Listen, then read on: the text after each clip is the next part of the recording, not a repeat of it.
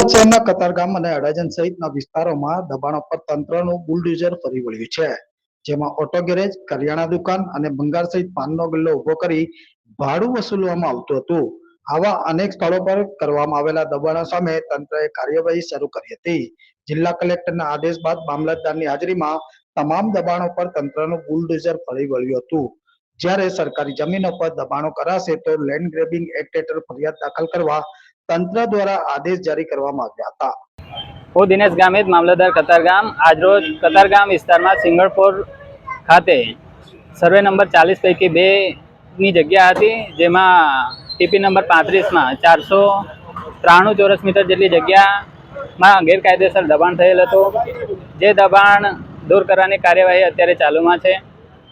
આ જગ્યાની અંદાજિત કિંમત 1.25 કરોડની જેવી થાય છે અને કતારગામ વિસ્તારમાં જેટલી પણ સરકારી પડતર, ગૌચર, એએલસી, યુએલસી, હાજલ જમીનો જે છે એમાં આ પ્રકારનું જો ગેરકાયદેસર દબાણ થયું હોય તે ભવિષ્યમાં દૂર કરવામાં આવશે.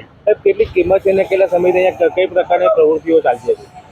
આશરે 5-1 વર્ષથી ઓટો ગેરેજ હતું અને ગાડીઓની સર્વિસીસની એ બધી કાર્યવાહી અત્યારે ચાલતી હતી અહીંયા, જે આપણે દૂર કરાવી છે અને